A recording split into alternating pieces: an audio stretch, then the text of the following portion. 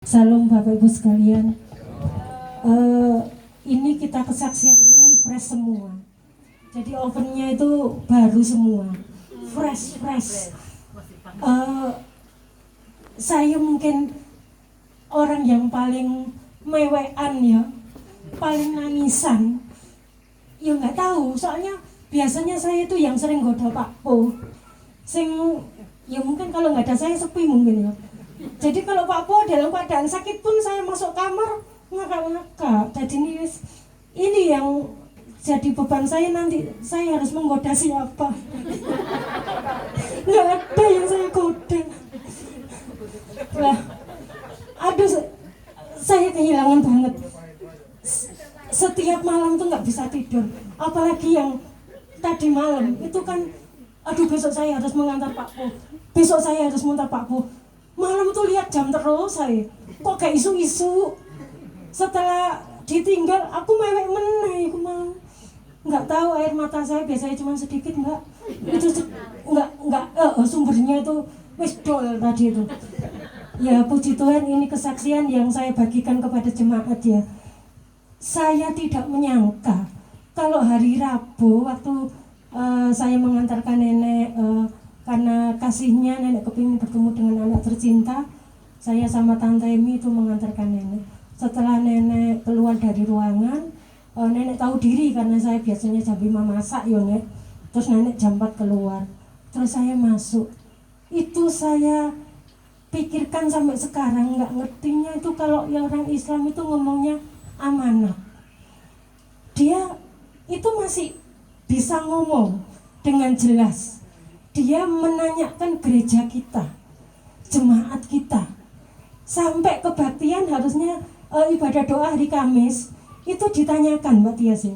Akhirnya saya bilang, ojo khawatir bos, hari Jumat itu ditanyakan, Mbak Lulu bagaimana keadaan gereja, bagaimana keadaan jemaat, tolong ya Mbak, antar jemaat kita itu harus bisa bersatu.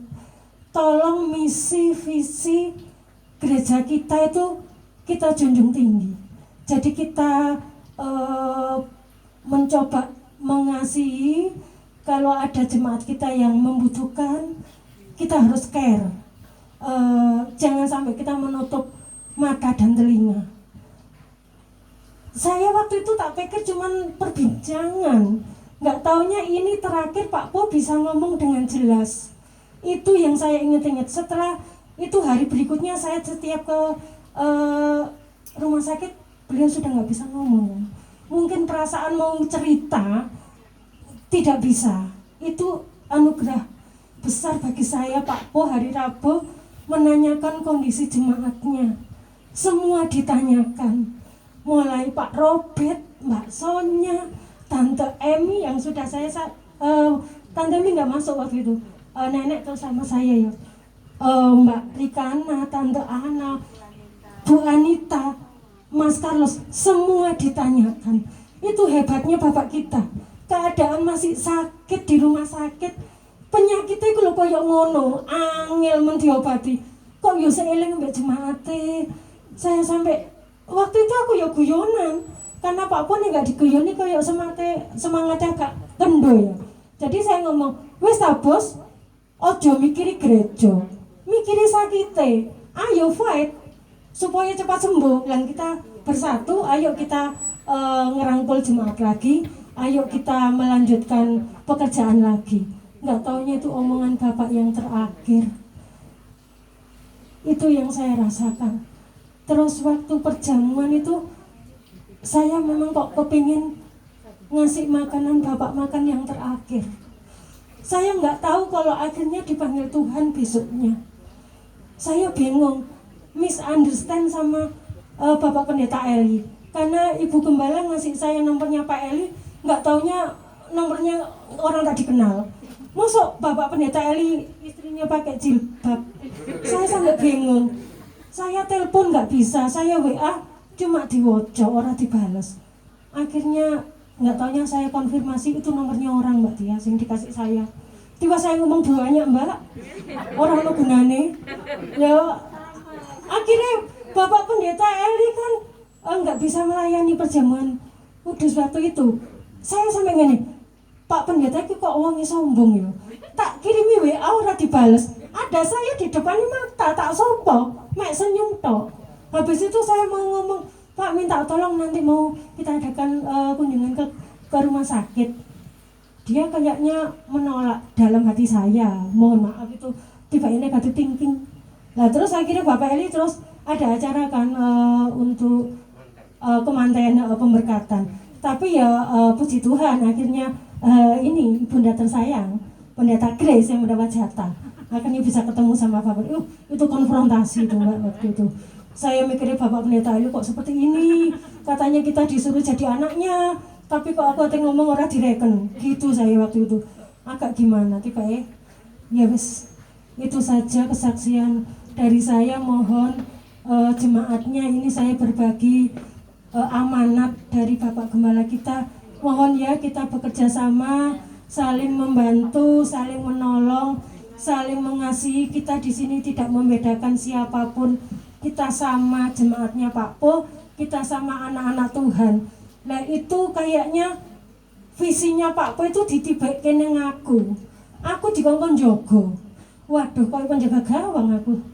Saya bingung, nggak tahunya tuh omongan terakhir loh Mbak Cipta. Pak Po bisa ngomong dengan jelas, saksinya beliau. Jadi kita berdebat ya orang tiga waktu itu. Sing nenek di luar, kok suwe men gak metu-metu. Ngomong masalah gereja nek, dalam keadaan sakit parah ngomong masalah gereja. Nanya no jemaat. Terus kita didoakan juga ya. Habis kita mendoakan, gantian beliau mendoakan kita. Itu hebatnya Bapak kita.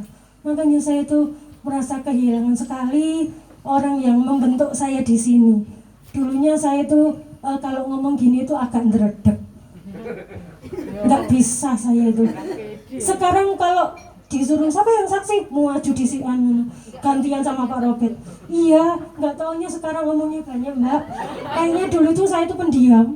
Saya nggak tahu, mungkin dari pembentukan dari Bapak Gembala ya. Akhirnya kata-kata saya tuh kamusnya banyak gitu. Jadi kayaknya ini ya saya ngomong sama Bapak Pendeta. Oh jangan khawatir Pak, saya jadi kaki tangannya. Loh, kurang ngopo dapat saya. Makanya saya peri Mbak Tias. Nah itu saya sangat menyintai beliau. Meskipun kadang-kadang kita bercanda itu terlalu over ya Mbak Tias ya. Tapi saya ingat omongannya. Kalau saya pas gimana gitu, panjang sabar Mbak Lulu, senang dan rela.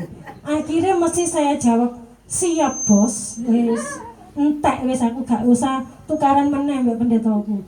Itu yang aduh banyak sekali candaan. Kadang-kadang saya masak yo ditelepon.